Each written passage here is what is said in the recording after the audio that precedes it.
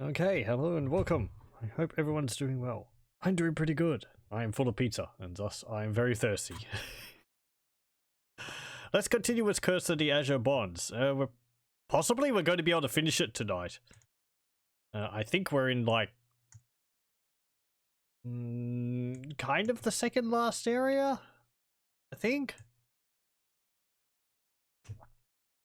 I was having problems last time trying to figure out where exactly I was supposed to go. So, in my own time, I did actually cave and have a look at the clue book. Only briefly. Just to see where I was supposed to go exactly. And it's kind of a good thing I did, because it's not obtuse, but it's not something we've had to do a lot of in this game. And that is... You have to walk off the edge of the map screen. Which is something we did a lot of in Pool of Radiance, because the zones were directly connected to each other.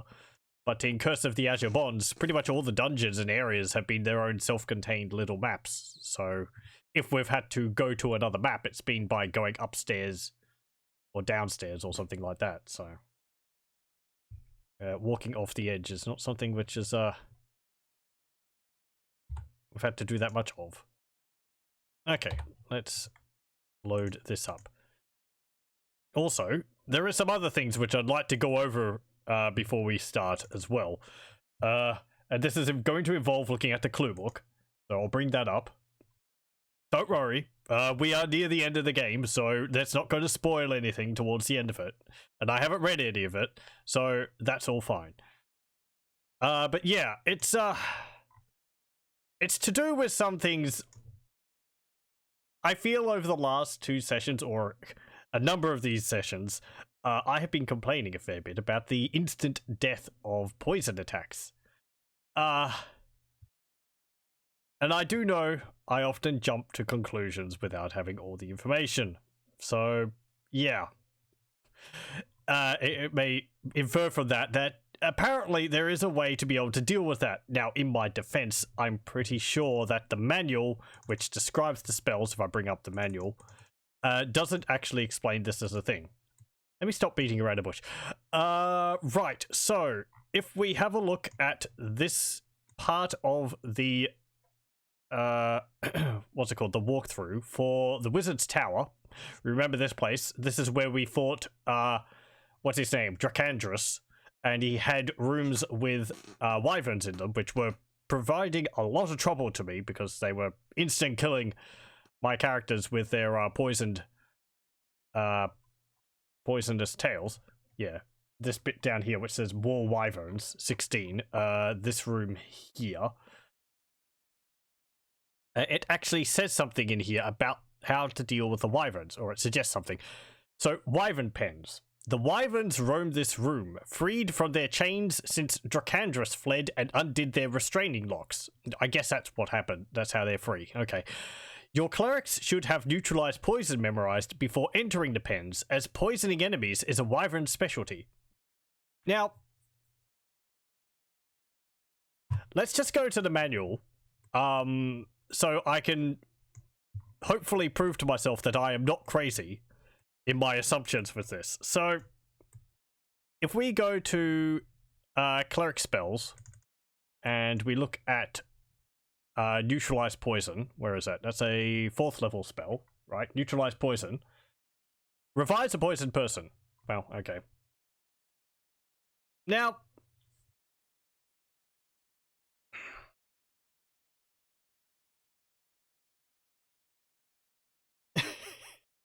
hello, welcome. More reading respect for. Yeah, there's some stuff which I want to go over, and I'm sitting here, sort of shaking my own head at myself. If we move over a little bit, we can see the, what's it called? Slow poison. Revives a poisoned person for the duration of the spell. The character dies when the spell wears off. So welcome. Welcome, Wex. Right, so... Am I completely crazy in my assumption that I thought, well, slow poison, you cast it on a character when they've been poisoned. It stops the poison from having an effect, and then when it wears off, they die unless you feed them a poison antidote. That's how it works in later ones, okay? So poison is a damage over time thing. from what I was seeing, poison was not a damage over time ability in this. It just seemed to outright kill the character. Now, neutralize poison here does say revives a poisoned person. So I suppose it's reasonable to assume from that if a person falls on the ground, they're just unconscious from the poison, they're not dead. I have been relying on Goldbox Companion, which says that they're dead when they are dropped from being poisoned. So maybe I can pin it on Goldbox Companion. My mistake here. Because I've been assuming that, oh, they're dead, because it's been saying that they're dead. I'll accept the blame myself, that, jumping to conclusions. Right. It's just when a character's lying on the ground, it's just they're dead, usually. I wouldn't think to cast a neutralized poison on them to get them to stand back up. I guess that's what you can do. Can't remember whether I found this out in Pool of Radiance either. Possibly. I mean, look at poison. Forces the target to make a saving throw versus poison or die. So I would have thought, it's just... I don't think I'm wrong in suggesting that they should probably have a little bit more here in describing the usage of the spell, rather than having, like, a situation where you could use it in the clue book. I don't know. To me, neutralize poison is only effective if the character has a poison effect on them. Because, oh, this person's been poisoned. You cast it on them, they're no longer poisoned. But from what I was seeing, the characters were just dropping dead. So it's a bit late to cast Cure Poison on them if they're lying on the ground dead. Yeah, well, whatever. Fine. Was there anything else go about in here? No, it does explain how some of the spells work a bit more, and sort of how useful they are. So Blessed Prayer, they're good spells to use in preparation. Cure Light Wounds, absolutely necessary to recover hit points lost during combat. Yeah, only at low levels though, because it can heal 1 to 8 points of damage, and you don't want to waste a turn healing 1 point of damage. Hold Person works very well on Drow. I don't think you need to say Drows. I think Drow is its own plural. I'm just grabbing at anything to make myself feel better. Oh dear. Oh dear. I just need to read things more, it seems. Oh boy. Anyway. Enlarge. It does recommend using Enlarge a lot, because it increases the damage that the recipient deals. So that's not something which I've been doing, because I don't know why. I assume because, I don't know, making someone larger makes them easier to hit. It does actually say for not Stinking Cloud. Cloud Kill. Short range spell of great effect against 6th level creatures and below. Deadly against Drow, but also hazardous for any character in your party who is low level, such as those you've just shifted to dual class status. Apparently you could dual class characters? So yeah, this spell hasn't been doing anything. I wouldn't have thought spiders, like the giant spiders I've been casting this on, would be higher than 6th level. They've only got like 26 hit points. I would have thought they would have been dying to it. So yeah, I don't know about that. Cloud Kill just hasn't been doing anything to me. But yeah, that's about it for that. That's all that I wanted to cover. It's got maps of the various areas we've been to. It does describe some other areas. This is a side area, so I'll show this, I guess. There is the optional dungeons attached to some cities. And we did actually go into one of them at one point. I think it's after here. Yeah, so you can see there's actually other floors to these dungeons, and one of them actually apparently has one of these optional dungeons apparently has the toughest fight in the game within it, which involves a fight with multiple beholders. So that's something. I probably won't be doing that. I think I'll just finish the story. Anyway, after all that, let's continue. So what I read was that you can to get to the next area. Let's flee. Yeah, spiders spawn if you flee him. Okay. You just have to go to the edge of the map to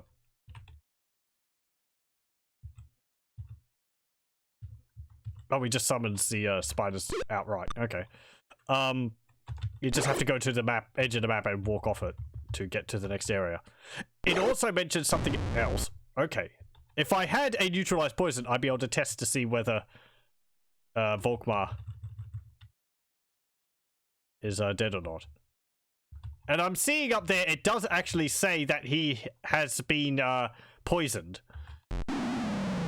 But it does say he's dead, poisoned. So I guess I was assuming if it says that it's a lingering debuff, rather than it being like the case that he is actually outright dead. I don't have a neutralized poison to cast on him anyway. I think he's the only one who has neutralized poison, so...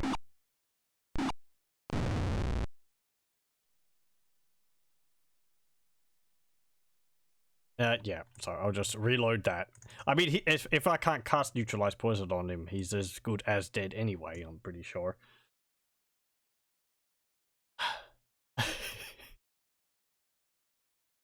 A bit more information about how these spells worked in the manual, that could possibly have helped. Oh boy. I don't feel like I'm completely crazy in thinking sometimes the spells they add in these games aren't exactly the most useful. I mean, we've got Friends, and Friends, I don't think I've ever casted that seriously in any of my plays of these old D&D games. Let me see, what does Friends do? Friends raises a caster's charisma 2 to 8 points. It is often cast just before an encounter. So, I mean, yeah, I guess you could probably like have a higher chance of parlaying with someone if you cast Friends on them, but I think you choose which character is going to be talking by highlighting their name in this list here anyway. But I don't know. I don't know. Let's go over here. So if we go over this way, let me have a look. Does Volkmar have a neutralized poison? He does. So if someone else gets poisoned, I can cast neutralized poison on them. What's the range of neutralized poison so I know how far away he has to stand to be able to cast that? Is it on touch?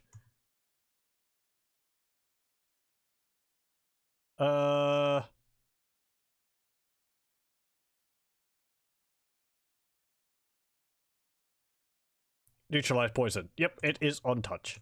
Okay. So if we go here, you are heading towards more ruins. Will you travel via a path or through the woods? Via a path. The Helm of Dragons reports Tyrant Thraxus to the north. I mean, that's what it said before. But I mean, we're facing east. We headed east, not north. I don't know. Hello. A Rakshasa with matted fur and a dour expression comes around the corner. He makes a gesture of peace. What do you do? Wait. The Rakshasa replies, I am Tershea. He goes on to tell you his tale, and you record it in Journal Entry 5. Okay. Let me note that down, and we'll see what he has to say. Hold on, let me just write this down. Rakshasa Tershea. Journal Entry 5. Okay.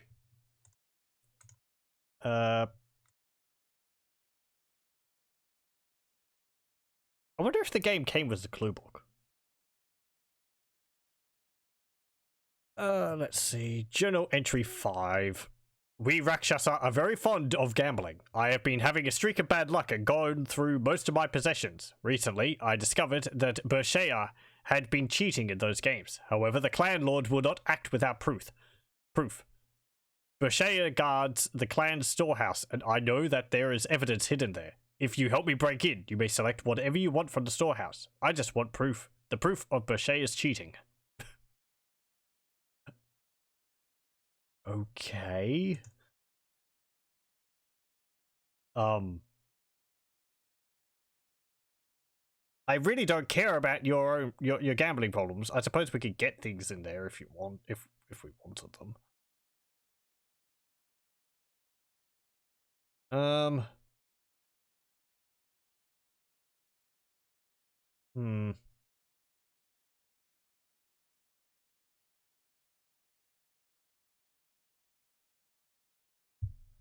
Yes? They come with me. Possibly it's going to be another trap again. The entrance is guarded. Do you attack? No? Before you can pull back, the guards notice you. Do you run? No? A battle begins. Okay. Oh, hey, it's a bunch of gargoyles and hellhounds. That's fine. Whatever. We can deal with that.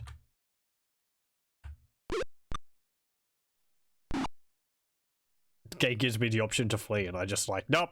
No, I'm good.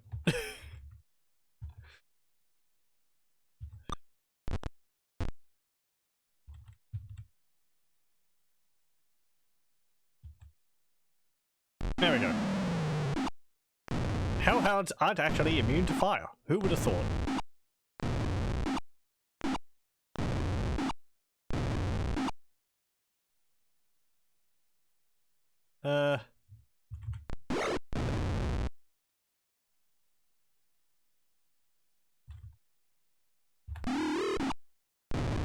Good.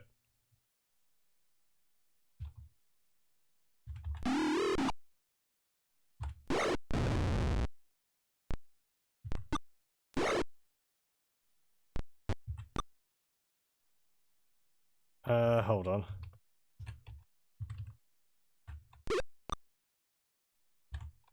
God. Go there. There we go. Nope.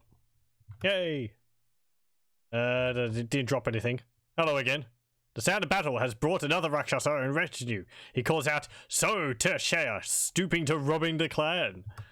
Know, humans, that if you bring me his head, you will be forgiven. Otherwise, you shall be tonight's main dish. This is a promise of Belegar. Who do you attack?" I really don't care. If I flee, they're probably just gonna both attack me.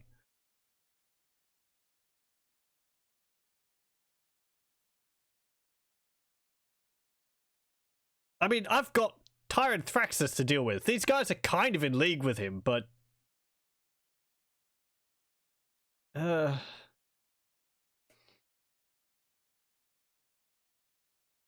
I mean, it's kind of more underhanded to turn on the person who we had an agreement with beforehand.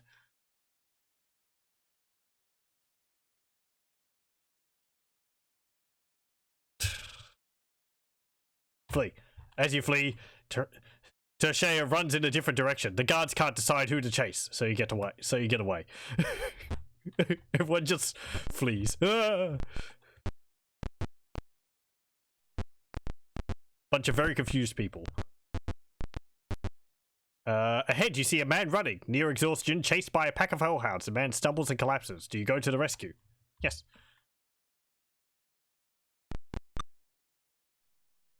Ooh, that reminds me. There was actually something else which I wanted to cover from the clue book.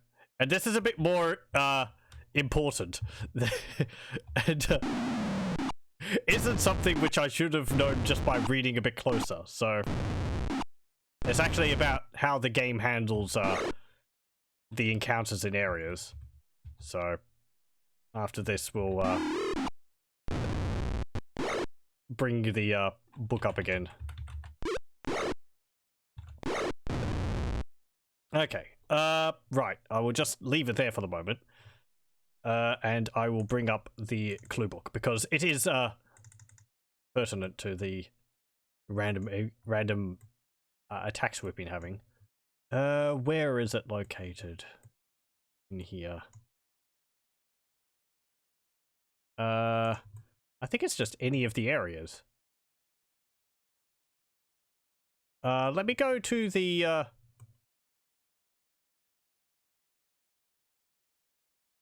Burial Glen. Does it have it listed there?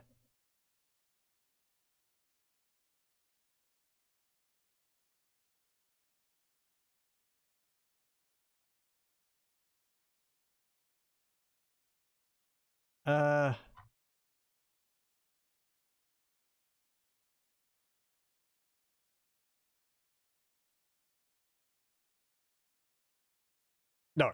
Okay, I can't find it exactly right now, but it does mention in the clue book in one place that areas, generally you can't rest in an area, like, say, the ruins we were in before, until you fight 10 random encounters within that area.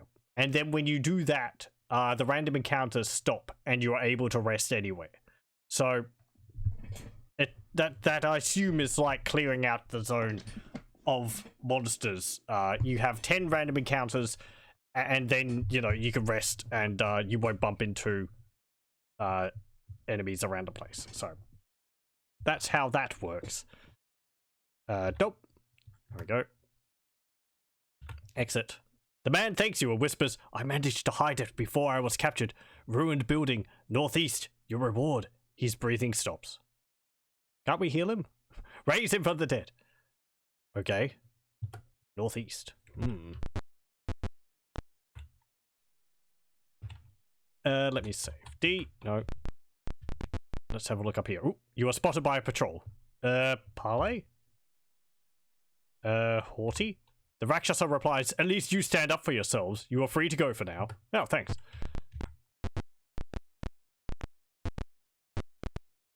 Hello? As you step into this opulent room, you see several male Rakshasas gambling with dice. Female Rakshasas lounge around on pillows. Margoyles are watching the game intently. The Rakshasa specifically, like, use Margoyles as cards? I guess they're just in the same area. They notice you only now and slowly rise to their feet. Do you flee? No. A battle begins. Oh. They were rising slowly, so I thought maybe they were going to talk. Oh well.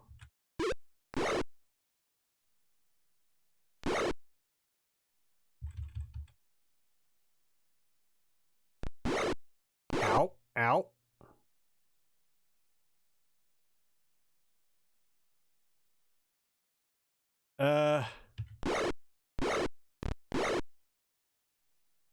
Yeah, you lost your spell. View. Use. The clue book also didn't mention anything about these items having charges on them. Just that they cast the spells at a lower level, which makes sense.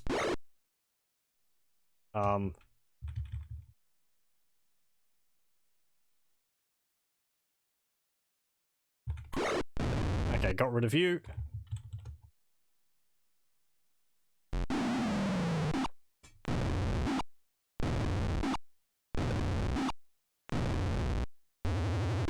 Ow. Ow. Ow. Hooray, lightning bolts. Ow. Ow. Elspeth is dead. Yay! Not yay.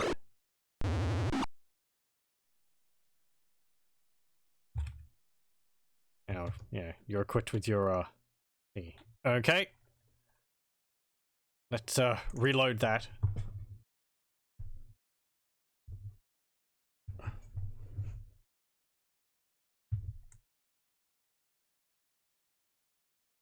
I wonder if that's the ruined room the guy was talking about. I think I want to find what he's talking about. Load D. Begin.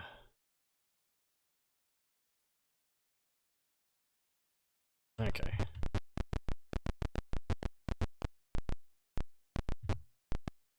Oh, you were spotted by a patrol. Parley. 40.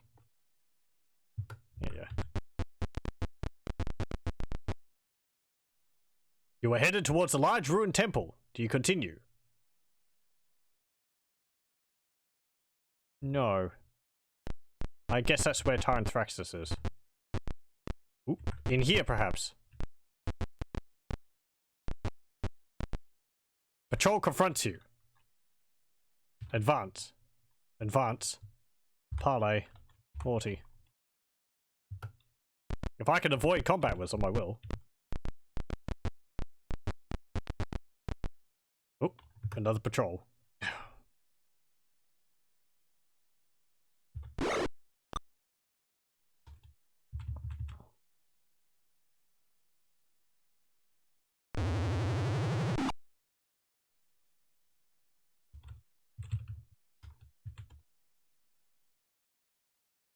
Uh...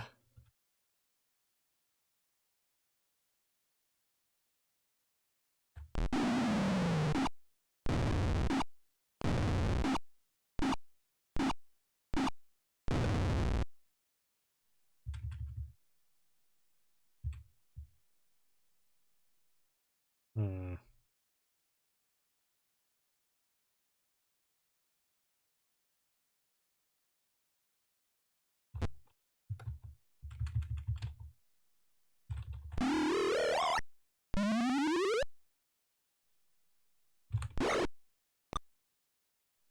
Okay.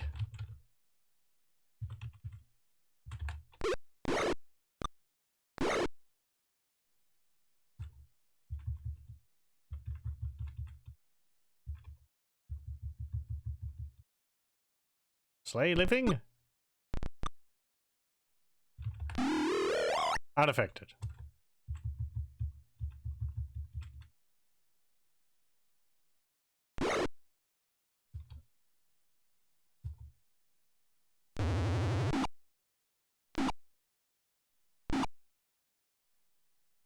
Ow. Really? Just had to bounce back.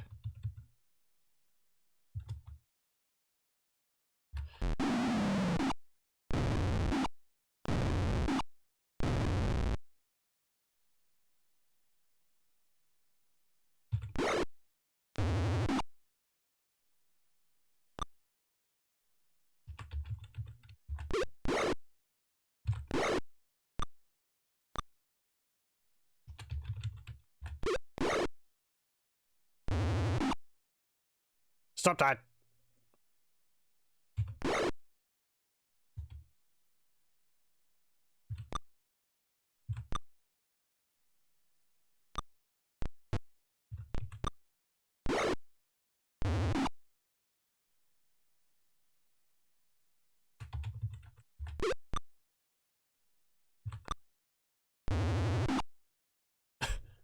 How many lightning bolts do you have? Too many.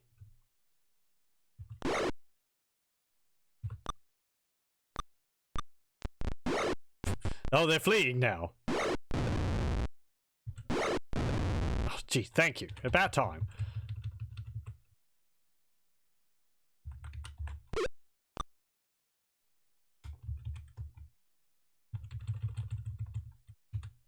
I can't hit him. And he's unaffected.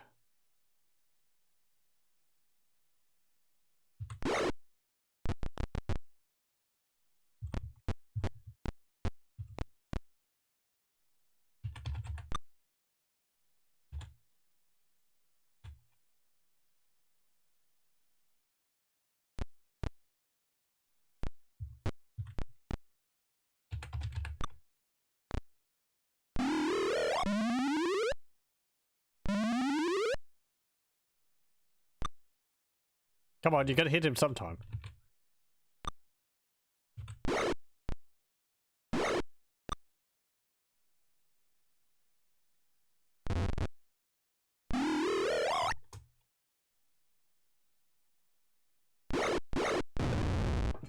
Okay, good. Guard. Guard. No. Okay, exit.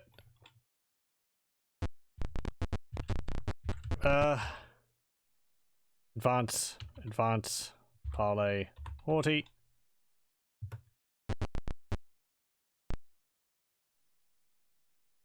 Okay, let me save. Yep. Okay, and I want to encamp here. Rest. Actually, fix. There we go. Okay. Because this area, I won't get attacked if I rest in it. Get prayer. You don't seem to be memorizing prayer.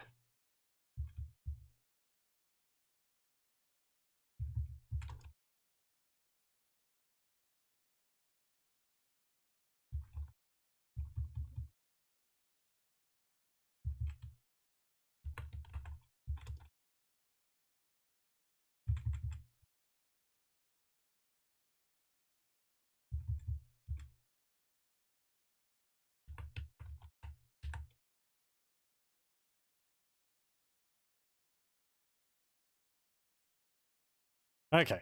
Save. D. No. Turn around. Path. Oh, we appear down here. Okay.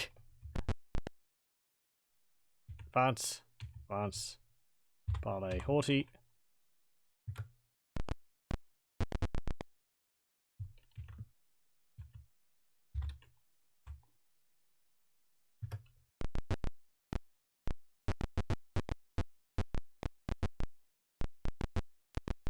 So if it's not... Wait, did he said the northeast? I think I was looking... Yeah, I was looking the northwest. 2 Margors are torturing a small animal in the doorway just ahead. They are unaware of you. Do you want to attack? Yes. You swiftly kill them.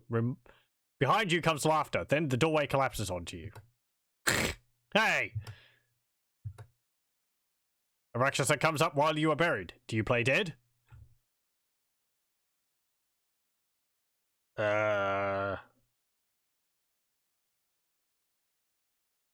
What? Is that like giving us a chance to jump him when he's right next to us? Yes. You surprise him as he reaches for you.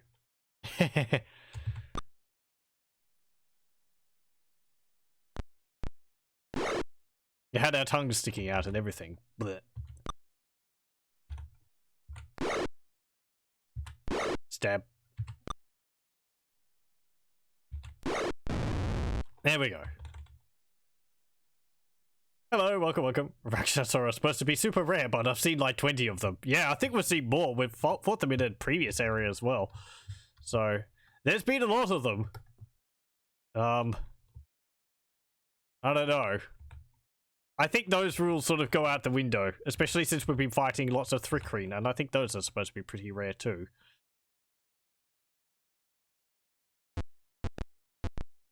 Okay. Guess over here then. You're spotted by a patrol. Parley, haughty. Yep.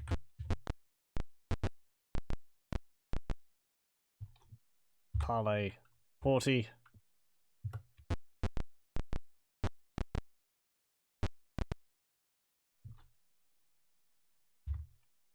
I'm not seeing anything in here.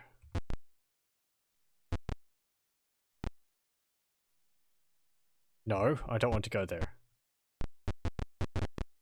Maybe it's another ruined building. This one.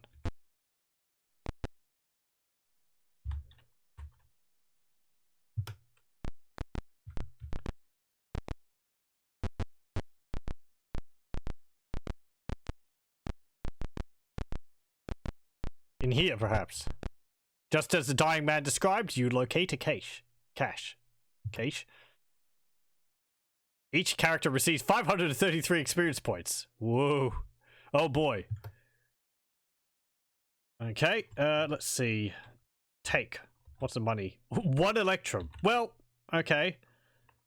Share that out. What items have we got? Ooh, a long sword, girdle, not gurgle, and gauntlets.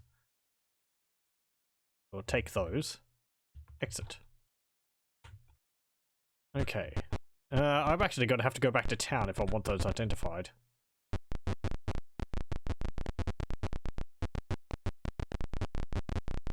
I think I will do so. Yep.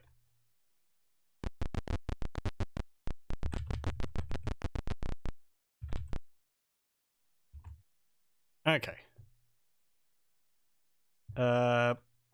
Journey on, standing stone, wilderness. Yes, yes, yes. Copy protection. Okay, journey on. Asher Penford. Rail. Enter city. Store. Pool.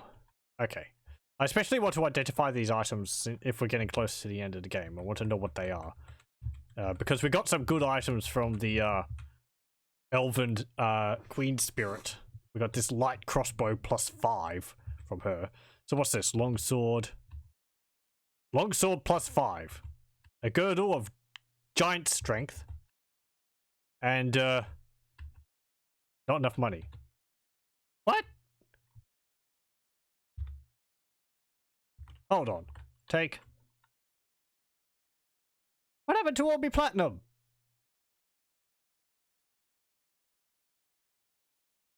Have I spent it all on identifying items? I guess I haven't been finding huge stacks of money, so I have run out. Okay then. Share it out. Appraise. Time to appraise some of these gems we have. Gem is valued at 15 gold. 100 gold. 100 gold. 50 gold. 100 gold. 50. 10. 500. 50. 1,000. 10. 10. 10. 500. 10.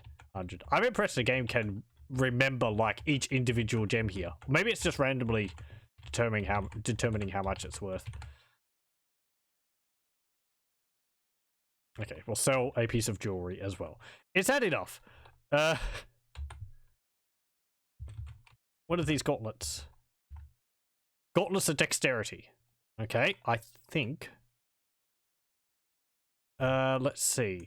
This is another use of the clue book because it actually lists all the magic items and their effects in it. Which is quite handy because the game doesn't tell you what some of the items do. Like, it lists here, Elven Chain. We picked up some of that ages ago. I actually sold it, but it says Elven Chain is the only kind of armor, other than leather, that thieves can wear and still keep all of their thieving abilities. So I could have given that to Scampers. Gauntlets of Dexterity. These increase the owner's dexterity by 1 point, even in excess of 18, and allow the wearer to pick pockets of all open locks as a 4th level thief. I don't think we can pick pockets in this game. There must be, maybe they're just lifting that from the rulebooks. If the owner is already a thief, his ability to pick pockets and open locks is increased by 10%. It actually lists them as being able to be found in the Salamander Caverns. Do I already have some of those? Let me see. Scampers has something like that. Gloves of thievery. I think I'd actually want to give these gauntlets to a character to lower their No, what did I do? To lower their AC. Let's see. So you have AC -5. With these on, you have AC -6. That's pretty nice. I could give it to someone else to lower their AC to keep it even, or I could drop yours even further. What about Volkmar? His AC is only -2. -2. Okay. If it doesn't lower your AC, you can give it on to someone else.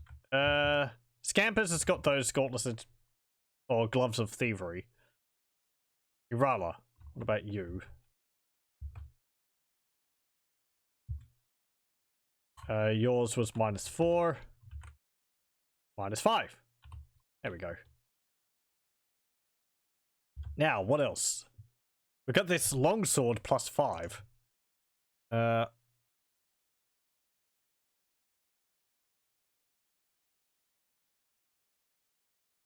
What's the manual say about this?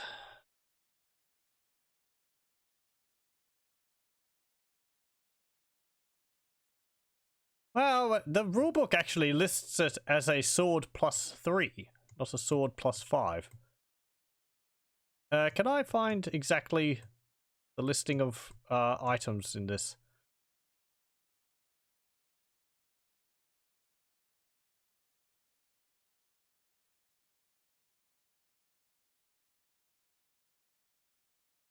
Okay, what's it called? Number 5. Hidden treasure. Okay. Does it list what the treasure is? Nope. Okay, well, I mean, what it says here is sword +3. This could be found in the Dying Man's treasure in Myth Drana. But it says a +5 sword here. And the other one, Gauntlet of Giant Strength. The manual list says a Girdle of Storm Giant Strength, which the wearer of this item gains a strength of 24, and the appropriate hit and damage bonuses that this gives. A +6 to hit bonus, and a +12 to damage. So if that's a Gauntlet of Storm Giant Strength, that is a phenomenal find. Let's see. That should give you a strength of 24, was it? You have a girdle of the dwarves on, so 99 strength. Wow, really? Okay. That, I mean, it should be 24, shouldn't it? Not 99. He is so strong he can lift mountains. Like, literally. I don't think even storm giants can do that. Something seems wrong there. Doesn't seem to have increased its damage any, but did it increase your Thaco? Let's see, Thaco 9. Thaco 9. No, your strength is still 99. Belegar, something's gone wrong with your strength there. Why is your strength at 99 and I don't have the girdle equipped currently?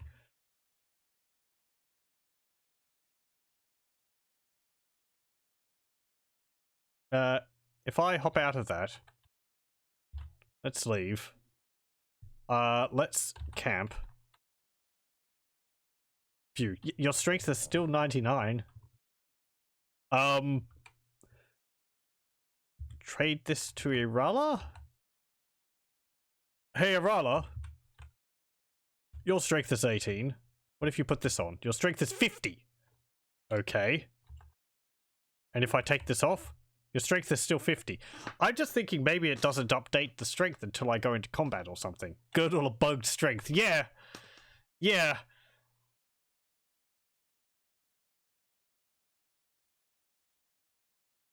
Ugh. Damned pizza. Why do I have to like pepperoni pizza? It tastes so good, but it makes me so thirsty.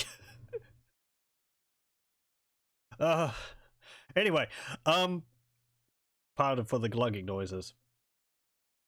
I'm just imagining everyone putting this girdle on briefly, their muscles bulging, and then they just take it off and pass it on to the next person.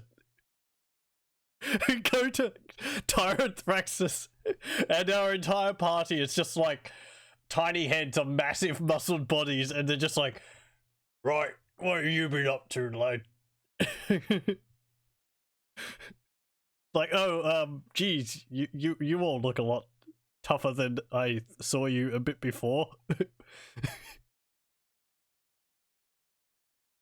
Oh. Just like beat him up and take his lunch money or something.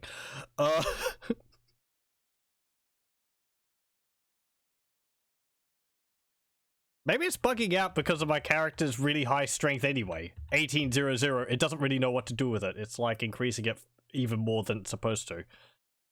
I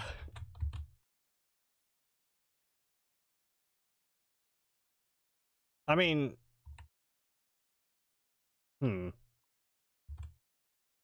Regardless, it's a really nice item. Usually you find like hill giant strength. Maybe fire giant strength. I think storm giants are the strongest of the giants.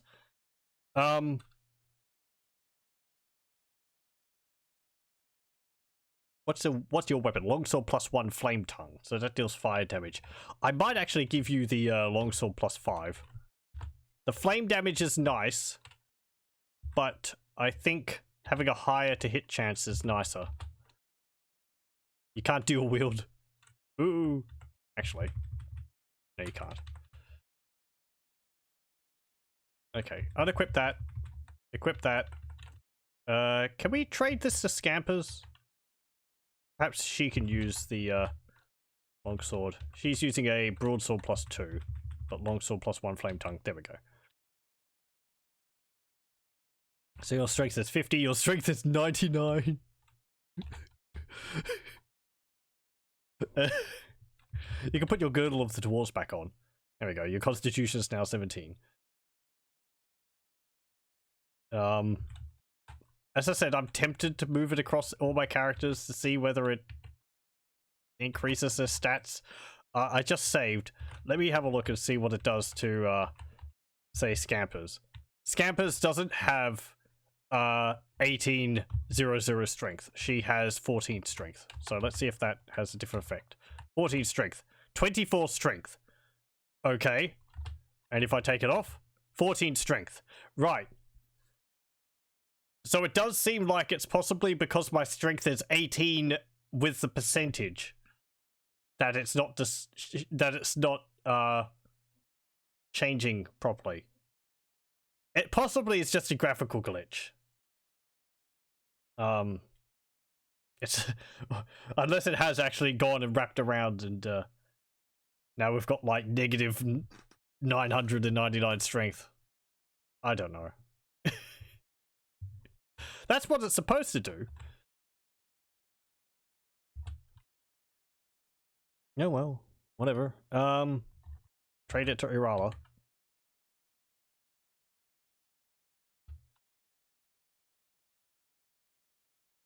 Save.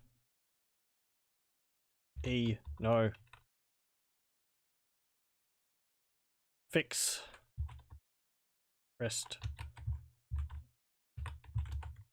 Everyone's got all their spells.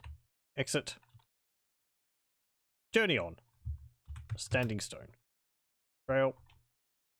Journey on. Mithdrana. Wilderness. Okay. Yeah, see, it says the helm reports that Tyre Thraxus is to the north. But it's actually east-north. In camp. E, no, okay.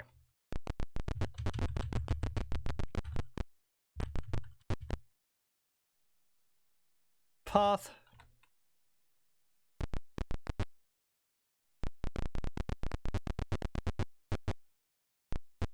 Okay, do I want to clear out this area?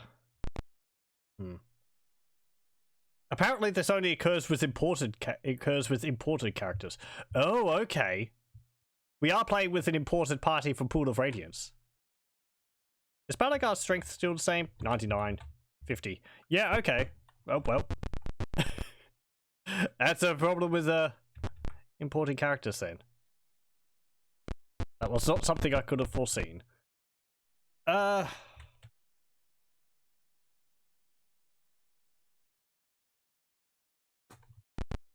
Let's have a look around this area.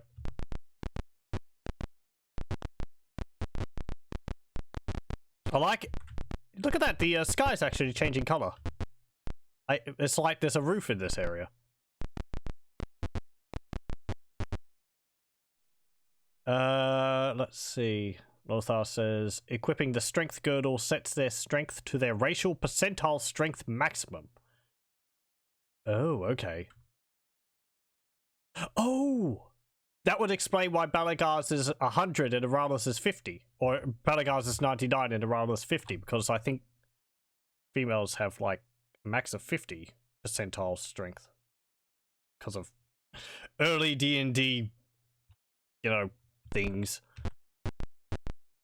In the plaza ahead is some dense brush. A small child or hobbit races over and dives into it. A hellhound tries to leap after him. Do you go to the rescue? A small child or hobbit? Halfling, you mean? What's a hobbit? They don't exist in this setting. Yes, you arrive before the hound can force its way in and cut it down. A Rakshasa stands up from the bush. Why, thank you. Such kindness should be rewarded. He gestures and Margors on nearby roofs pelt you with rocks. Well, that's just rude. The monsters then leap down to attack. Wham. Well, it hasn't made our strength ridiculously high, so that's fine.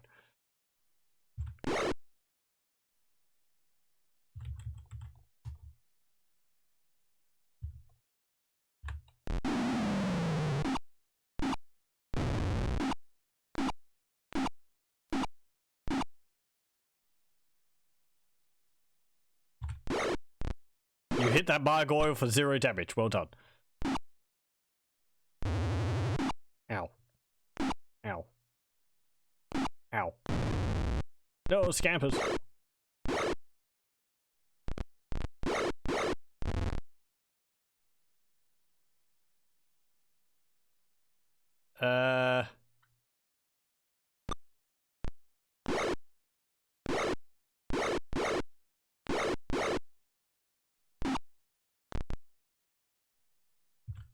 It's a nice feeling that all the points I put into my armor really pays off. Especially with these enemies constantly hitting me over and over again.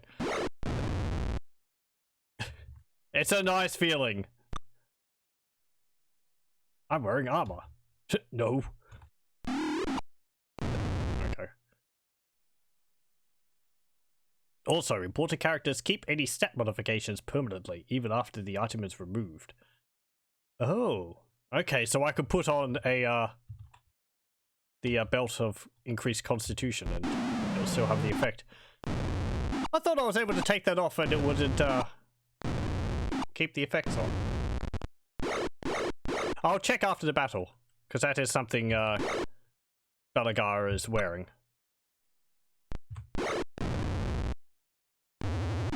Hey! Hey!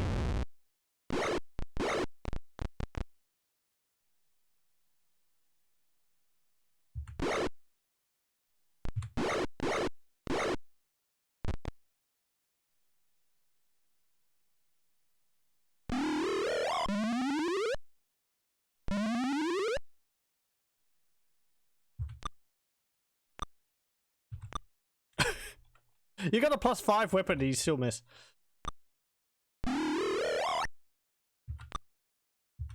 Oh, come on! Right. You can go up and around the corner, just so that he can't fire lightning bolts at you. There we go. Nope. Exit. Okay. Let's go back to the other area. Yep. And we'll encamp. Rest up again.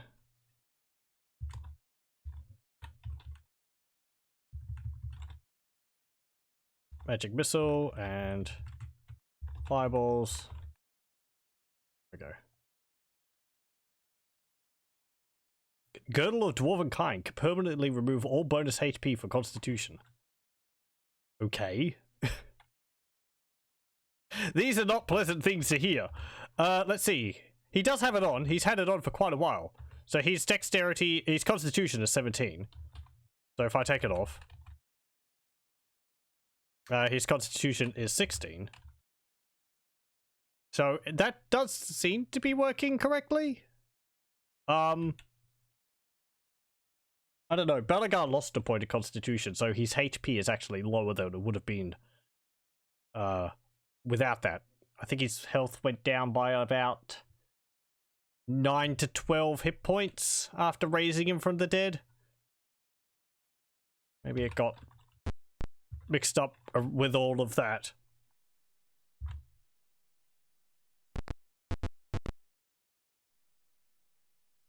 Okay, I really don't know if there's any areas I should have a look at around here.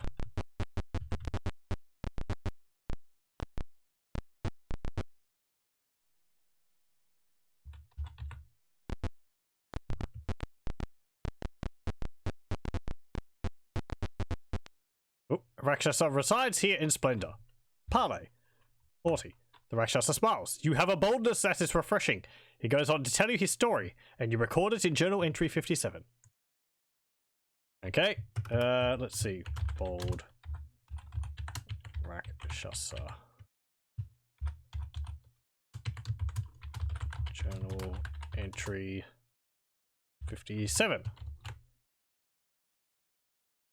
Let's see this. It is good to speak with those with confidence enough to deal. My clan has taken this spot as a place to rest for a few mortal lifetimes. But the Flamed One, Tyrant Thraxus, has stolen our followers and threatened my clan. His power is such that we cannot attack his temple directly, though we hate him with great passion. Now to our deal. You wear the Flamed One's mark, but I have been told you are his enemy.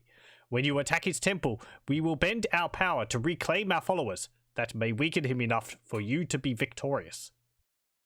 Okay, cool. Nice to know.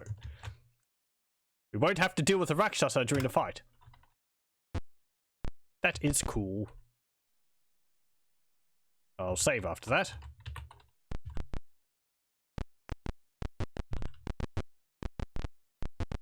Anything in here? Hang on, this way. It seems like parlaying with all those guards actually ended up having the counted towards having the random encounters. So we're not having any random encounters walking around anymore. Nameless slides out of the shadows. This direct approach is dangerous, but the temple is to the north. Now get on with it. He leaves. Okay. I think that guy popped up at another point.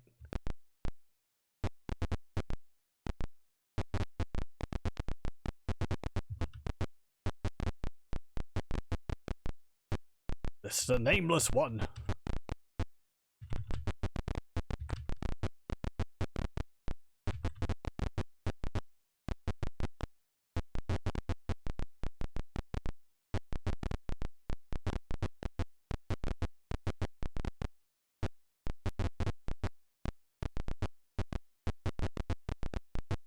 The brush is... no. What's that say? The brush is dense and filled with rubble. A few bloodstains mark the leaves. Look. Okay, apparently there is nothing there.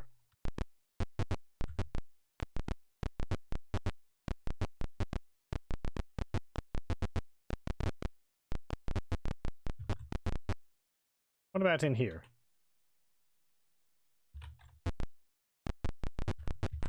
Nothing. I think we could go back over to that storeroom and check inside of it again, if I wished. I think that's it there.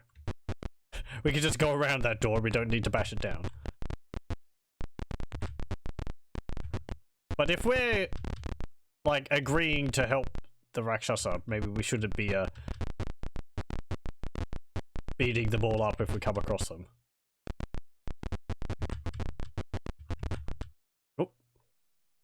A lone gargoyle skitters away, uncovering a sewer grate. It seems to be trying to flee. Do you let it?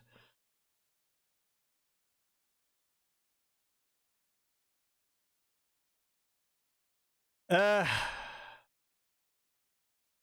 think gargoyles are evil. That's what I use to determine the situation here. Do we let it flee? No, let's chase it. You slaughter it where it stands. There is a sewer grate here. Do you want to enter? Sure. A dreamlike voice in your head says, "Great danger lies before you. Be fully prepared." Do you still continue? No. Okay. It's just a back way in. Let's cast some magic. Cast a bless. And a prayer. And cast a protection from evil. That's a neutralized poison. I didn't want to cast that. Protection from evil on Belegar. Okay. Yes. Yes. The Grand Ruined Temple. The sewer ends in a darkened kitchen. A rumble and a cloud of dust forces you from the tunnel. The sewer has collapsed. This is no longer a way out. Okay. Not an immediate fight, so it looks like we're going to have to rebuff our characters after a rest.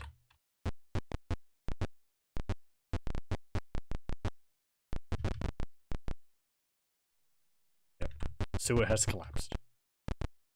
I wonder what made them go with a green coloured roof. Probably just because it stands out. It'd be better than having a grey roof.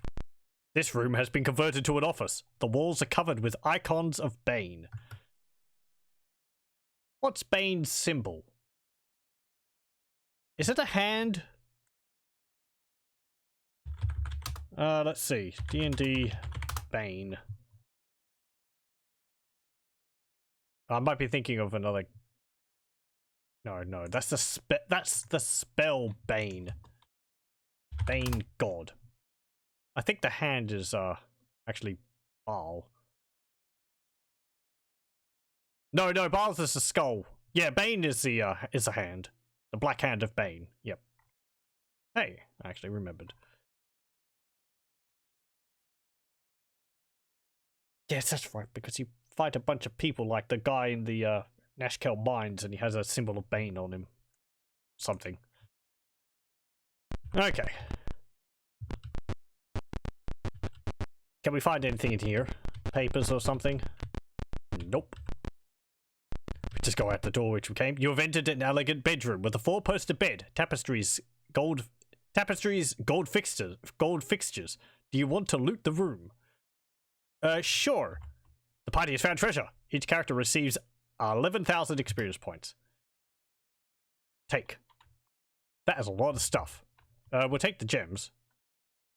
12. Overloaded. We don't really need it. I mean, we're kind of at the end of our adventure. If I take it, it's just going to weigh us down. And I would like my characters to keep their, to keep the ability to, like, jog 9 squares. Especially for any battles we'll be coming across, I think. But money. Retirement funds. Pool share. Oh. How over encumbered are we? Very. Actually, would we be over encumbered too much? With a strength of 99.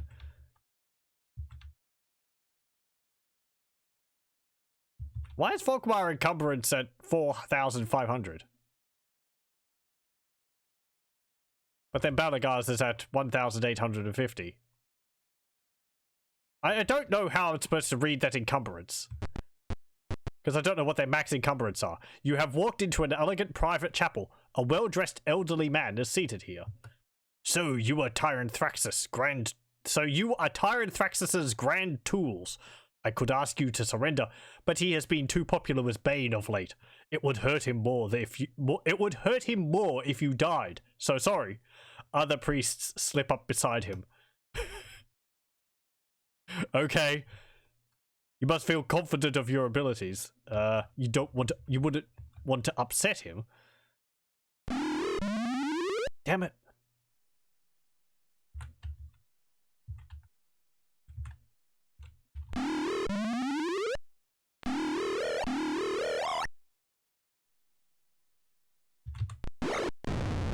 Good. Not good.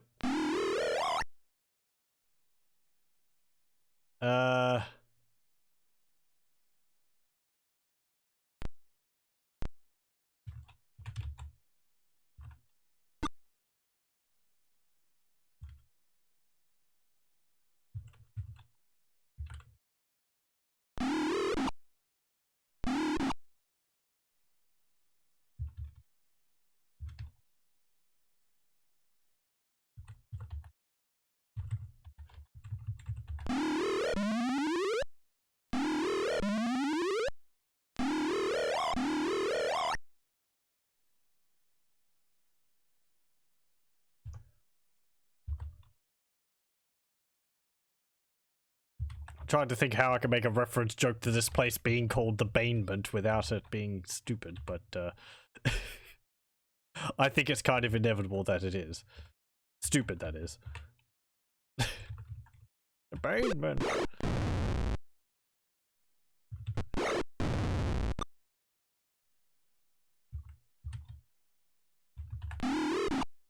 Get out of here. Better not kill anyone. Yeah,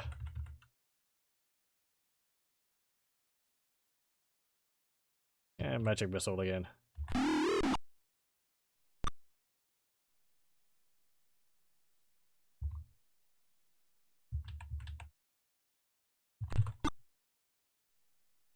Cast magic missile.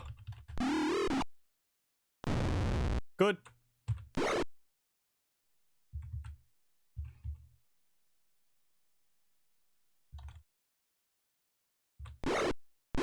Oh, you sod. You had one job and you... One thing which I didn't want you to do and you did it. Like, if I'm going down, I'm taking one of you with me.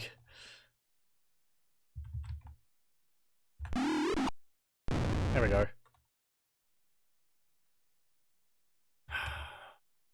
Damn it, Volkmar. Mace, shield, split mail, mace, shield. Yeah, we don't need any of that. Nope. Okay, can we rest in here? F. No. Rest. Your band will not let you rest. Ooh. Okay then. That's not good. That is really not good. I only have the one healer.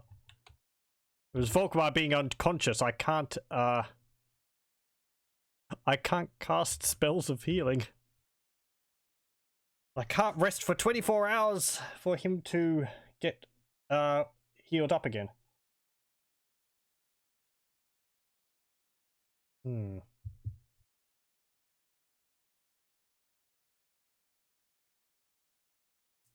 That's why I'd like to be able to have, like... No, even if I had, like, a scroll of healing, it wouldn't help.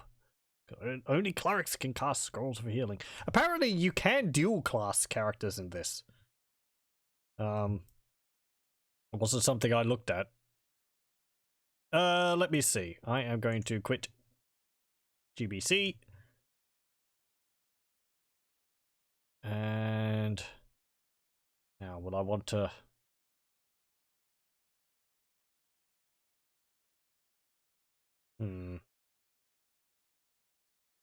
Load up the last save so that I have my cleric again. Yep. Okay. If I can't heal him or something, then I don't want him unconscious. Otherwise, he's just going to be dead weight. I guess that means I should be really careful about casting my spells. Because if we're not going to be able to rest at all. It was E, wasn't it? Yep, we're going to be starting from outside of that area, but that's fine. Okay. Yes. Yes. Right. Okay. Also, I won't have cast my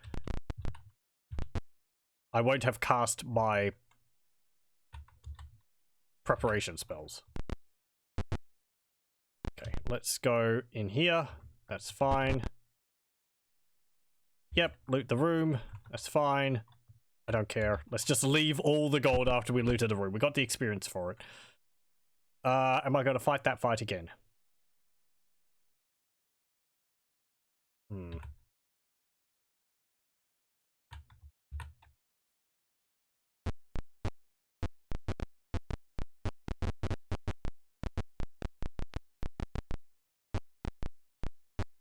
I can find my way straight to Tyrant Thraxus, that would be much better. Tiered beds line the walls, filled with meditating priests. They aren't happy about being disturbed. Minions of Tyrant Thraxus rush to attack you. Great. Yeah,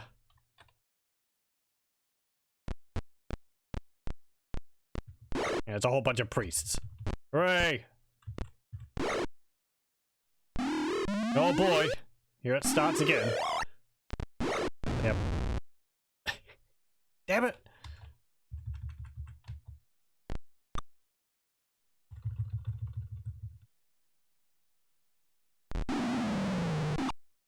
Erala! You're on the ground, so you won't be hurt. There we go. Bandage Erala from all the way over there.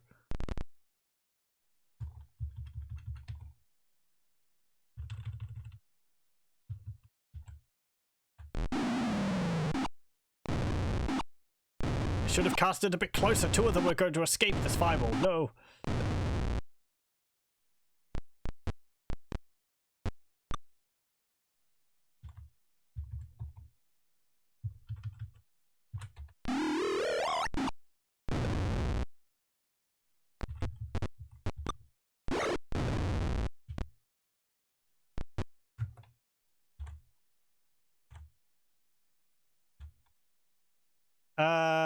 No. You don't have anything. Nope. Don't care. Volkmar. Cast. Cure serious wounds. On Erala. 9 hit points.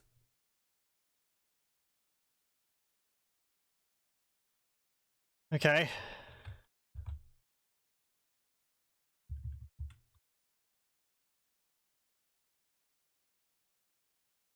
I'm gonna save under F. Oh yeah. Okay. We can't even fix.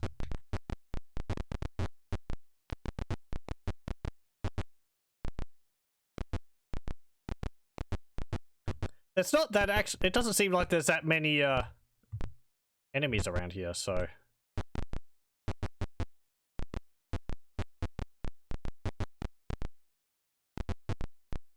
That looks important. Stairs lead up here. Do you want to go up? Yes. This door resists all attempts to be opened.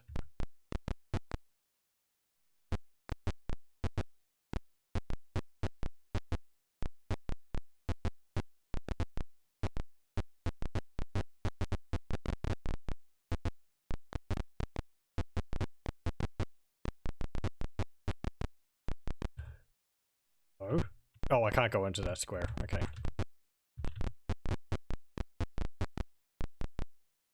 Oh.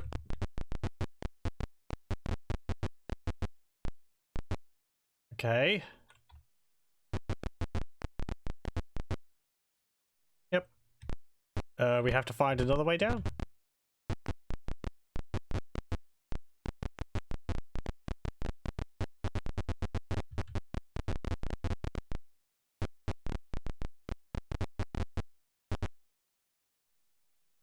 As you enter, you hear a voice. Finally, you have come. Step forward. Unable to control yourself, you step forward into the center of the room. Oh, hello. It's an old man. Through the bonds, you are mine to control. Follow me. Okay.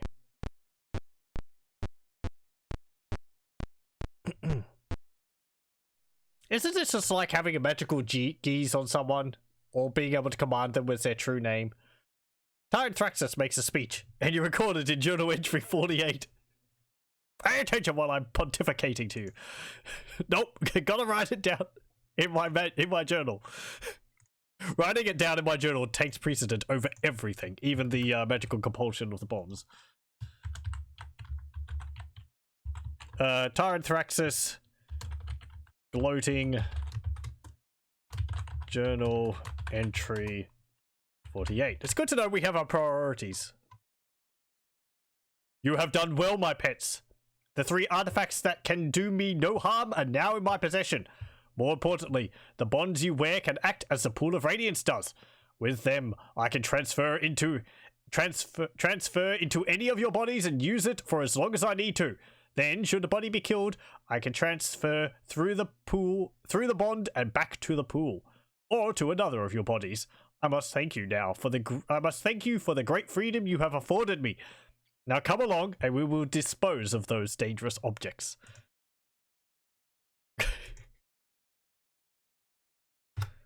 Hand your toys over to my priest. The party hands over the 3 artifacts, though they resist with all their might. Now, priest, dispose of these unpleasant things through the pool. Isn't that what you're supposed to do with them?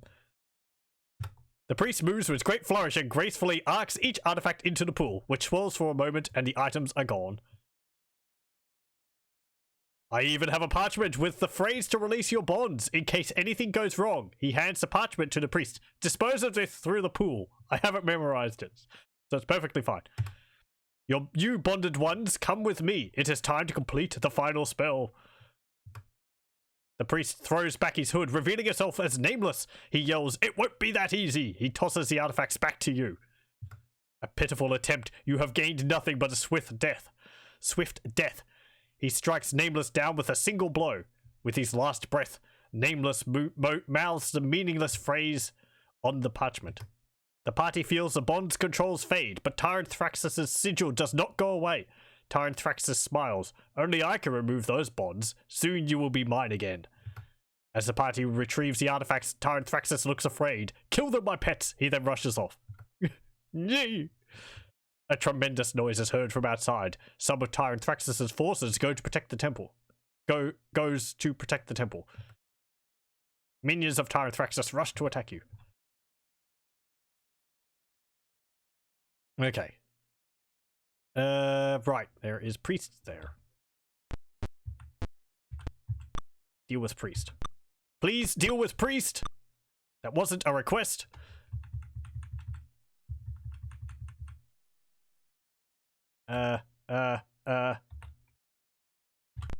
Take a step up. Stinking cloud.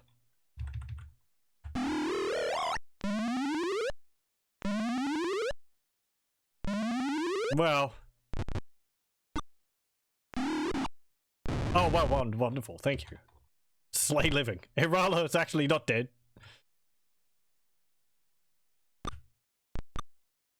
Can't anyone rid me of this? What's the word? Will nobody rid me of this pertinent priest? No,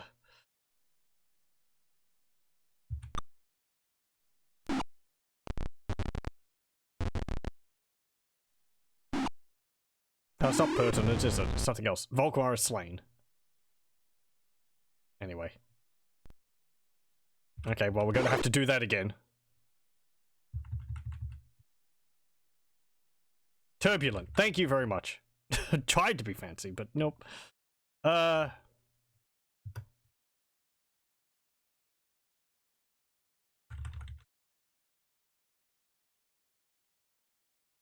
Words.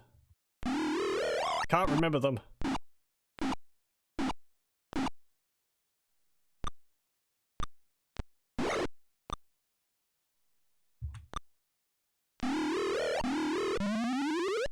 It all would have gone well if you'd hit the priest in the first round.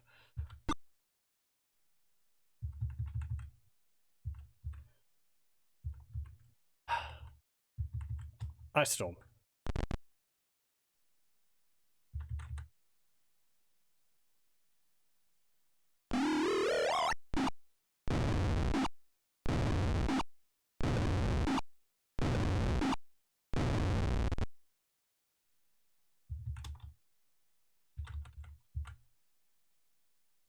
Cast that on the gargoyle. Maybe we'll be able to rest after this, since our bands have been lessened somewhat. Okay, good. You made him lose the spell. Egrimm is dying. I mean, Volkmar's dead, so it doesn't really matter.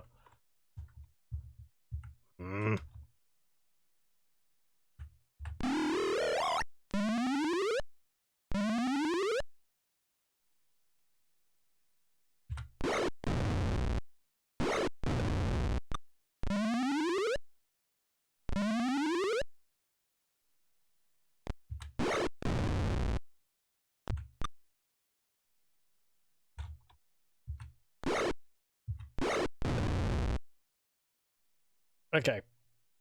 I'm gonna reload that though, because Volkmar died. And it's not good losing that many people on that fight, because we'll have to deal with Tyrant Thraxus afterwards.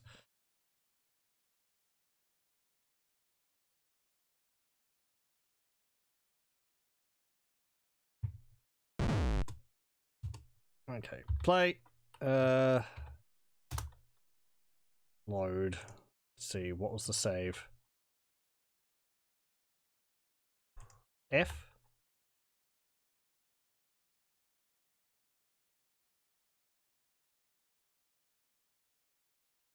Okay. Actually, I'm going to load my initial save, because it looks like I can actually go up to where Tyranthaxis is without engaging in any of the other fights.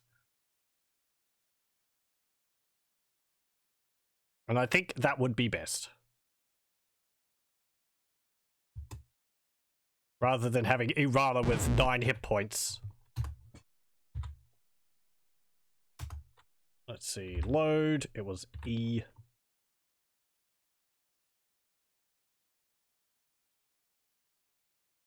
Okay, there we go.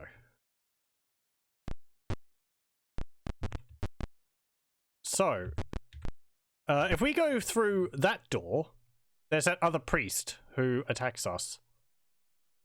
But then when we go through this door, that's where Tyranthaxis is. Okay, okay. Nope. Nope.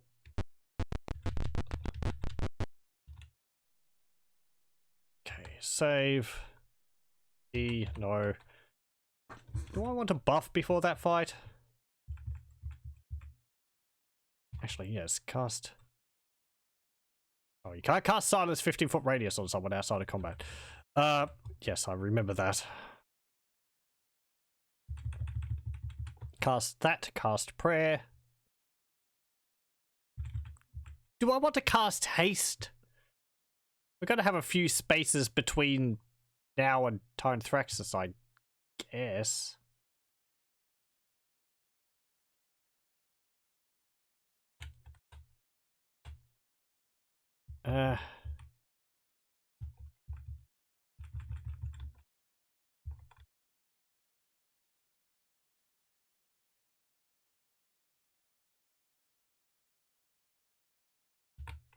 No, I think I'm going to hold off on it.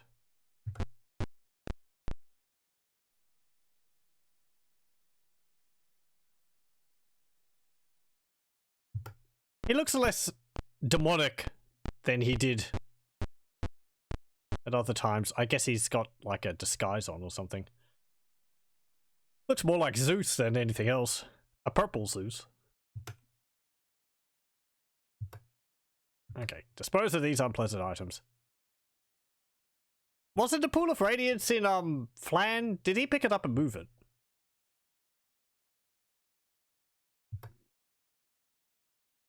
I imagine the priest there, like, you know, doing the basketball toss the items into the pool. Dunk.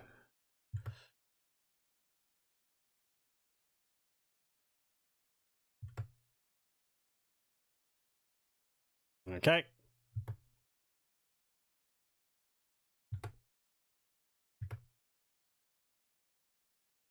Right, now.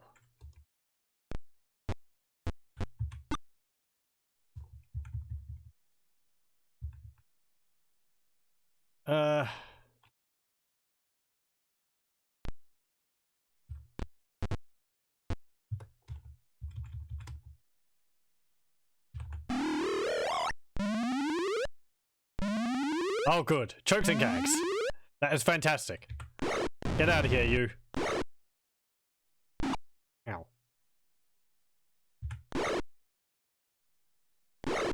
Best outcome.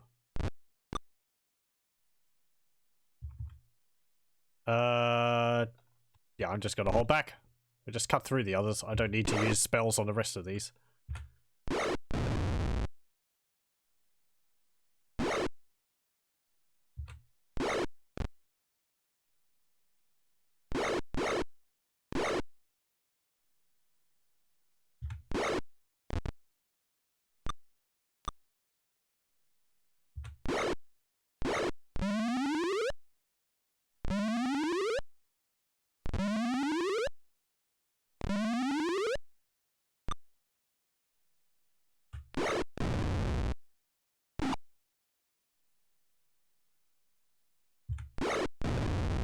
Good.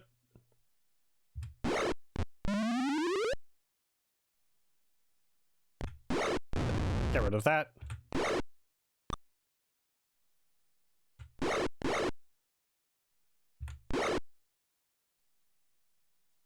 You could just hold back. Dead. Get rid of that.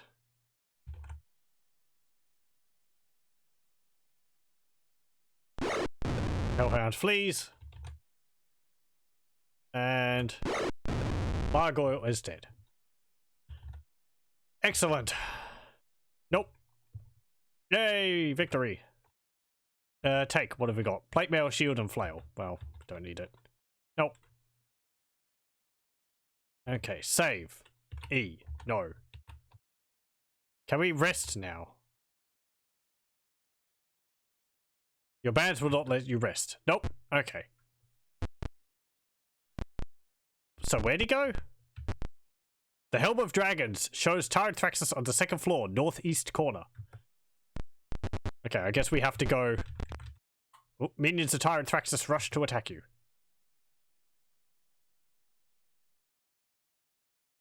What are those? Are they Ankeg?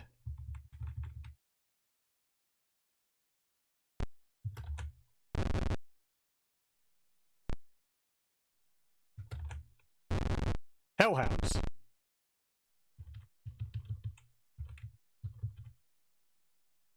I mean, sure, that makes sense since we were just fighting them before, but... The Overland sprite looked very orange. So I thought it was one of the big bugs.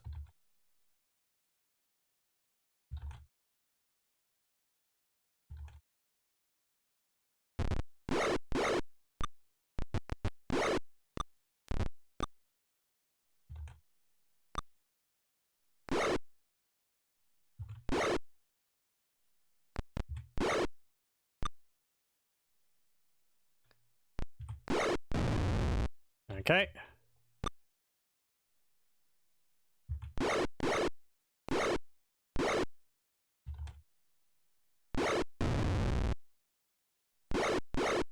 There we go. Nope. Exit. Save again. E. No. The Home of Dragons. Second floor, northeast corner. Okay. So we need to go up here. Up the stairs. Yep.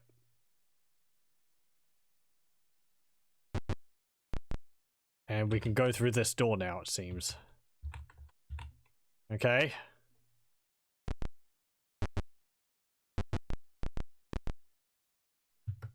More minions. That looks like some priests.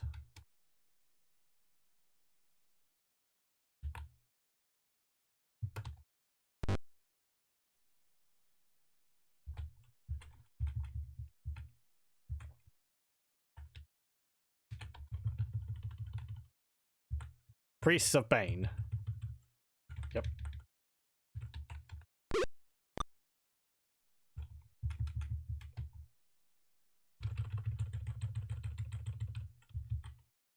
Can I hit all of you with a fireball? Cast it there, I can hit most of you.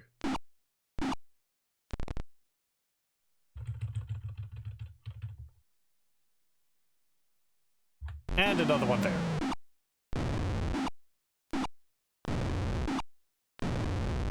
Good.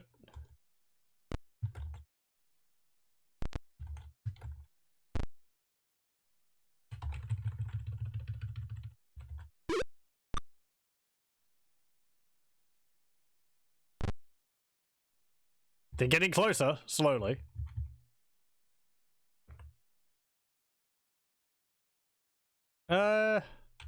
Items use the Wonder Fireballs.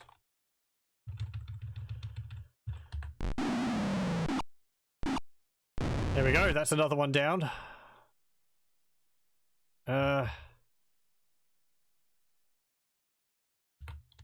think it should be fine. It's just one priest.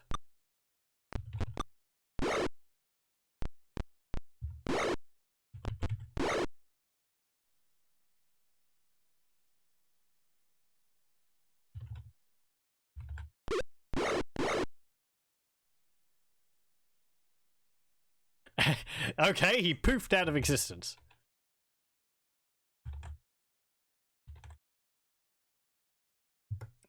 That's how fast he ran. There we go. Nope. Okay. Ooh, hello, there he is. The power of your bonds has returned. Grovel at my feet this instant. Your body begins to bow down. With a great force of will, you overcome the compulsion. So be it. Here is your destiny, ground to dust beneath my feet. He scowls. That amulet will let you scratch me, but it is far from enough to defeat me. For my greater glory, let your lives be forfeit. That is a lot of gargoyles. Holy heck.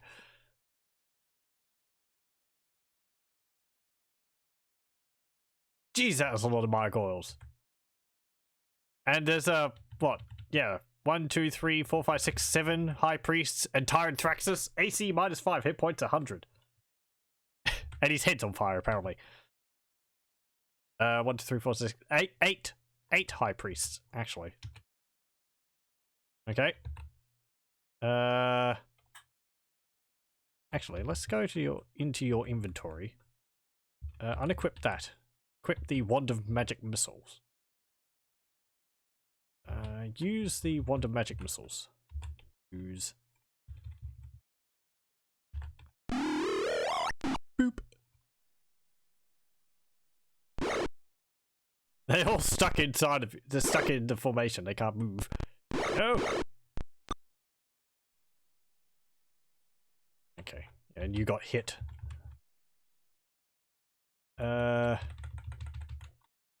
This is a battle which I might have to redo since we started in the middle of it all. Right there. He took 10 damage from that? Okay. I would have thought he'd be immune to it. Or high magic resistance.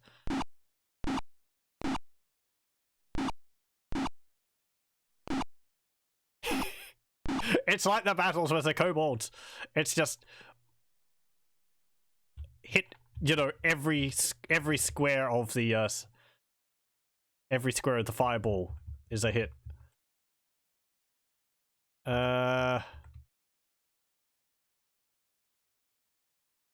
Spells.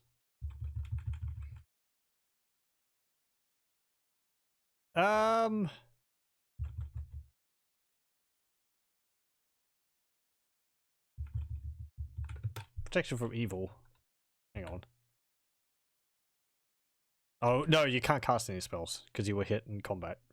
Okay.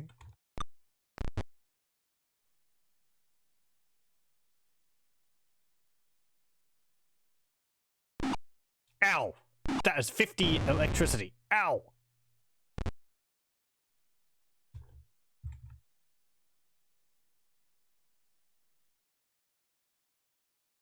Fireball.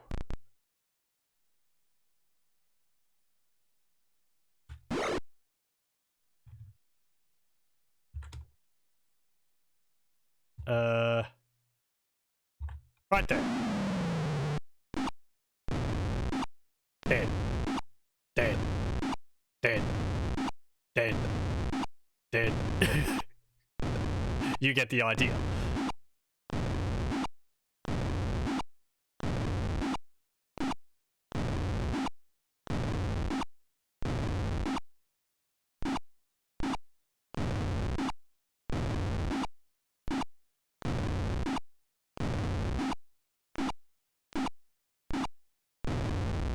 He apparently didn't take damage from the fireball.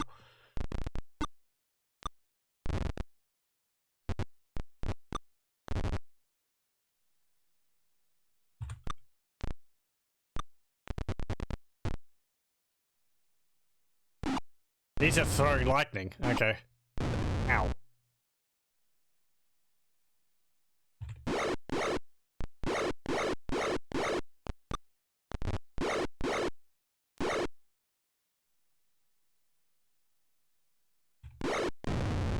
There we go. Yeah, I was wondering when that was going to start. Okay.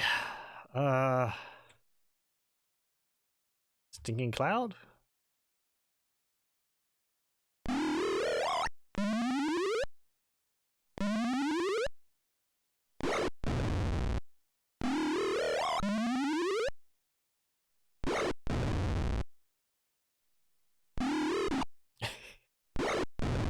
Hooray! Come on, kill me. Do it. Yep, there we go. It'd be funny if he hit himself with his own lightning bolt.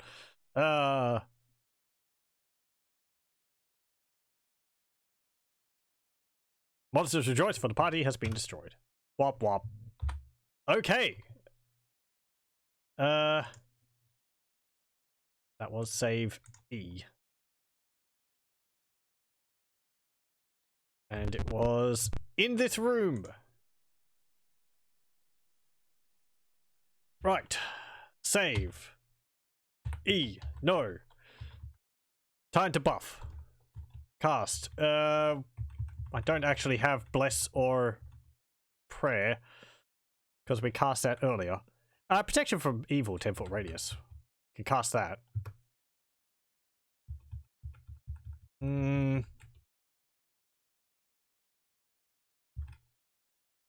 Resist cold doesn't help. Egrimm. Guess you can cast protection for normal missiles. On yourself? They're not using bows though. Find a globe of invulnerability. I should probably cast confusion as well. That would have been useful. Cast a shield. You're unaffected. I guess minor globe of invulnerability takes precedent over a shield. Okay. Minor globe. And haste. There we go. I'm also going to do some other things. Let's see. Erala. Items. Right. We have this dust of disappearance. I think that makes a character invisible. We got that right in the first dungeon.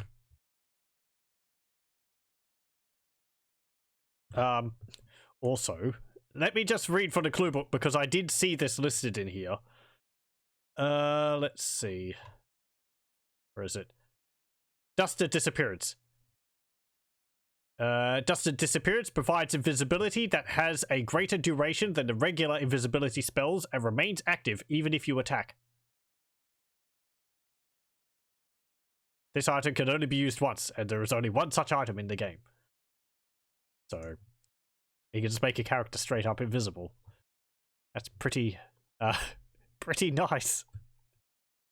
I guess it's like improved invisibility, but improved invisibility, that makes the character invisible until they hit the target, and then they're partially invisible, which means that the characters can see them, but it's like they're, it's like they've got like mirror image or something on them. It's harder to hit them, but you can still see them. Oh, must be readied. Oh, okay. Well, forget that. Wow, it makes your entire party invisible. I can see why there's only one of it in the game. Okay.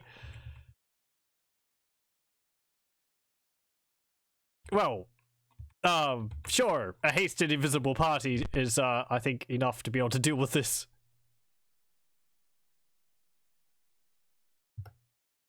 Hey, Tyrant Thraxus, your, doom has arrived, even if you can't see us. Everyone ages. Okay, okay. Now, what am I going to do? We're still going to have to be careful about this.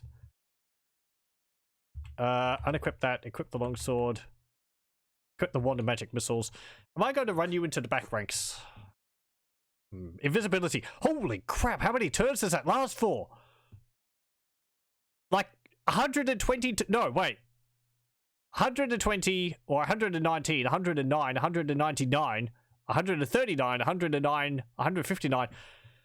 Okay, so we're like invisible for the entire battle. That is ridiculous. And it's permanent.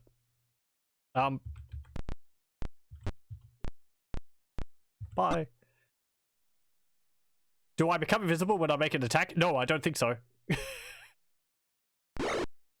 Oh, they attack Scampers, so they can see him or her. Pardon, but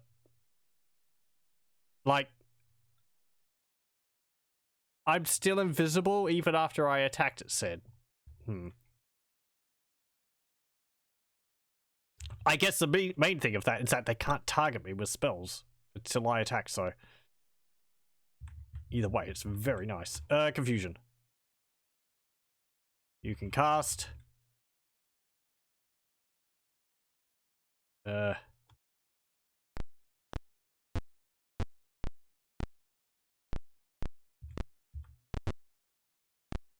Go over here. Can you cast Slay Living on Tyrant Thraxus?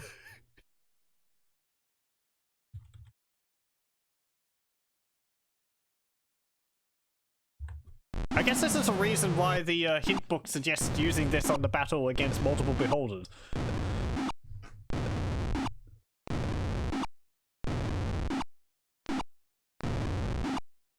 Which is a battle I won't be doing in this game. That's in a side dungeon. Completely optional.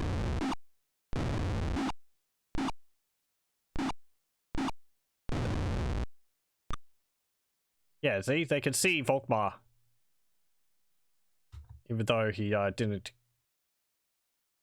cast any spells. Cast it there, I guess? Tyrant Thraxus is confused. Okay. He can be affected by confusion. That seems wrong. Oh well.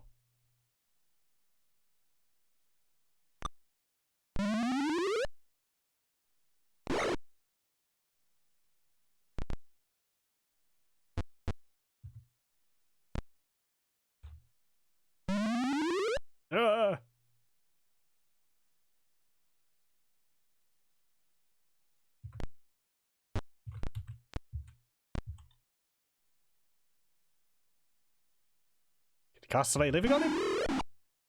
Oh, he made his saving throw. He took 13 damage though.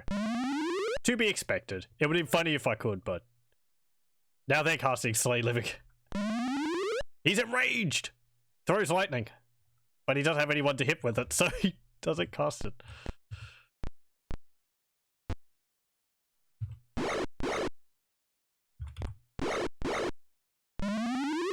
Eat sword.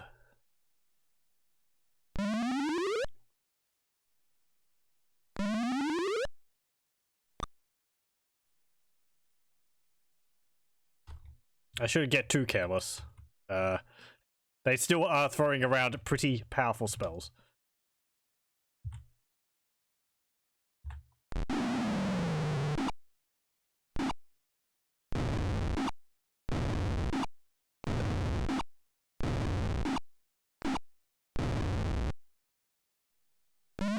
Yeah, they're just aborting their Slay Living spells because they can't target me with them.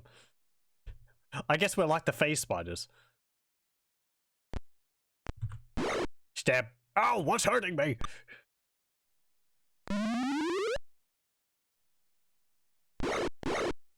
He's got 2 hit points left. We will get the coup de grace.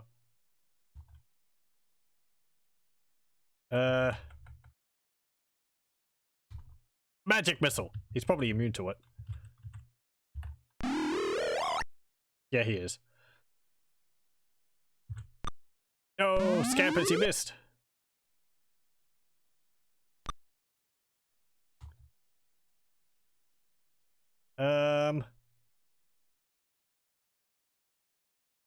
I really would like to get rid of that large group of enemies there, but I don't think I can do that without hitting my own dudes.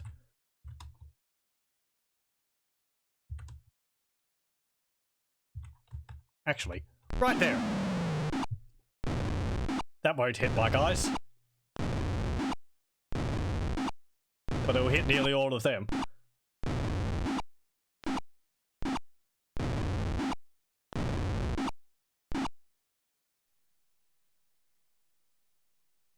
Okay, Erala, come on! Yes! He has been defeated. By an enemy he couldn't see.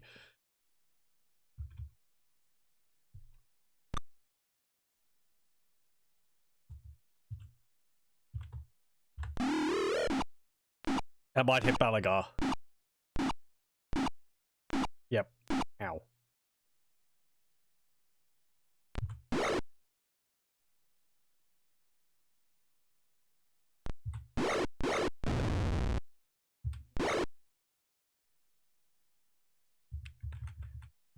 Cast another.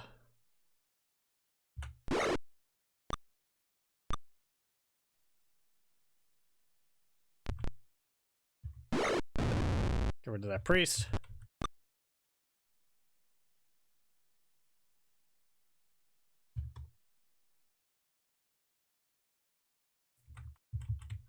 So I think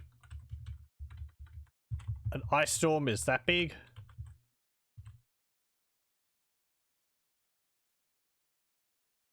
There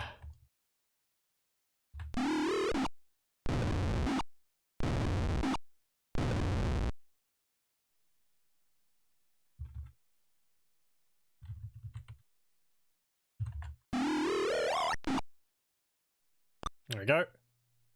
It does show off. Ooh, everyone's surrendering. What I do like about these games, proper preparation can make the difference between a extremely difficult fight and a really easy fight. Though having an item which makes you permanently invisible even if you attack does make things quite a lot easier. That is far more powerful than I think that item is supposed to be. But yeah. Yay! Nope. 8,301 experience points. This is where we find out that that was only the first round. That is a lot of plate mail, flails, and shields. I don't feel too bad about that, honestly. I mean, you saw how many lightning bolts he was throwing. It's using the tools the game made available to me. It's perfectly legal. No, I don't want any of that. Tyrant Thraxus' spirit coalesces over the slain storm giant. Oh, that's what... That's... Yeah, okay, so that's why he looked like that. It was a storm giant. You have defeated me. Were it not for the amulet of Lythander, I could possess you and rob you of your victory. Still, I can escape through the pool. The swimming pool. If you reach for the pool of as you reach for the pool of radiance, he cries out, "Keep the gauntlet of Moander away from there. You will unleash dangerous enemies. Stay back." As the gauntlet contacts the pool, it contracts and shatters it. Yeah, that's what I expected him to look like. Look like a big old demon. I am trapped without escape. You have succeeded where armies have not. Gloat while you may. Tyrant Thraxus is slain this day. Before your eyes, he crumbles into nothingness. You are certain he is destroyed because your final bond fades away. The curse of the Azure Bonds has finally been lifted from you. You are free at last. Hooray! Oh. The Knights of Mithdrana rush in. Congratulations, you have destroyed the Flamed One. With the power of Elminster, let us take you from this foul place to a fine feast. Oh, well. He decided to finally show up. I guess he has to leave things to the adventurers. Can't do everything for everyone. You are teleported to Shadowdale, where festivities have already begun. A huge cheer goes up at your arrival. Gary and Nakasia are arm in arm, yell congratulations from the nearby stands. You have won! And we get fireworks. They were just hanging around in the hallway. Yeah. They're just standing there watching as Tyrant Thraxus and his whole force, his whole like cohort of elite guards are just dying one after the other to an unseen force. That's just what's going on here. Then we just poof into existence. It's like, oh, okay. I like that. Look at that. It's like little fireworks displays. Reminds me of something. Yeah, that's descriptive. Like a screensaver or an effect from some game I used to play on Windows 3.1 or another DOS game. Maybe something like what's the game where you're shooting down the missiles? Missile Command, I think it's called. Or maybe I'm thinking of something else. Anyway. Hooray! Oh, and that's it. Hope you enjoyed those fireworks. Okay. well, I guess this is where we can disband our party. Or what's it called? We'll save the game. We'll save it under A. And I guess I'll remove the characters from parties to export them for the next game. There we go. And there we are. That was Curse of the Azure Bonds. That was fun. Combat. There was a lot more of it felt. Or as I said, I did kind of like Pool of Radiance's more open-ended sort of exploration styles. Going around the city and fulfilling the quests as you saw them posted on the board in Pool of Radiance was fun. This one was a lot more, go to this place. Okay, you've done that one, now go to this place.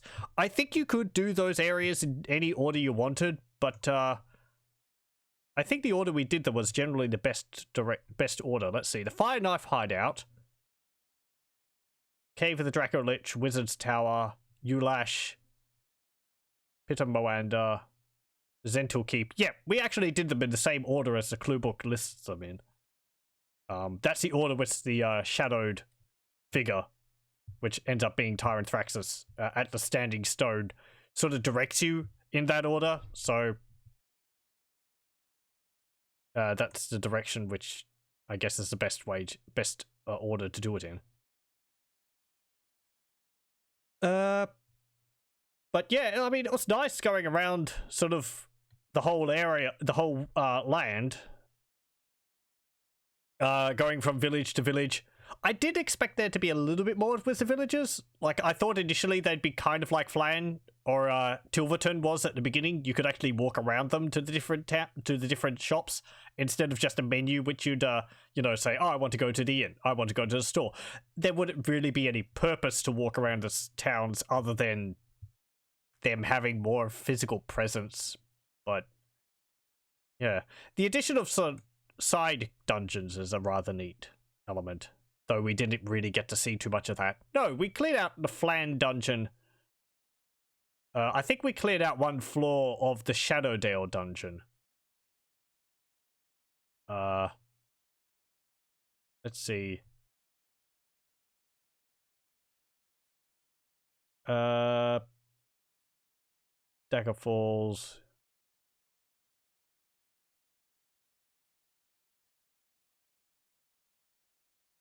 Yeah, okay.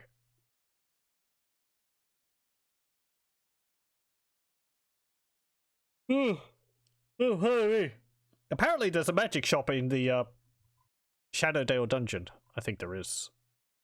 Does it list that? Oh well. Oh, okay. Yep, okay. There's some other enemies which are in these dungeons which we didn't fight. So, but yeah, that was fun. I think it was a repurposed story from a book. What's it actually say about Tyrant Thraxus? I was never really sure who he was. A demon of possession resides in the ruined city of Mithdrana. The party can reach Tyrant Thraxus's base in the ancient temple only when it has defeated the other members of the new alliance. Tyrant Thraxus hopes to gather and destroy the dangerous artifacts and then possess the characters' bodies. The demon's death releases the last of the Azure Bonds, freeing your characters. Okay.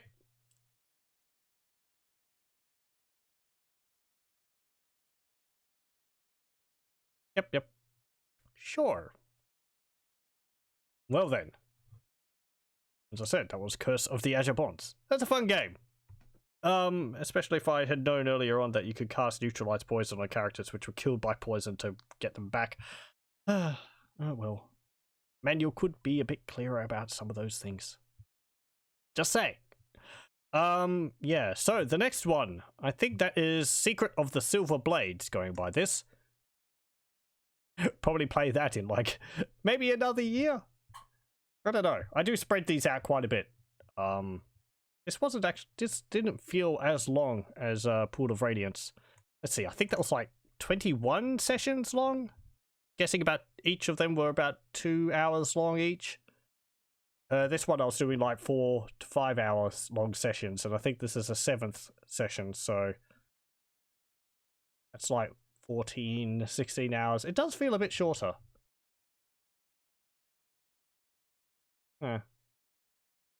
Anyway, I think I've said about everything I can. I thank you very much for joining, and I hope you join me again next time whenever we end up continuing with the Pool of Radiance, with the Goldbox SSI Dungeons and Dragons games.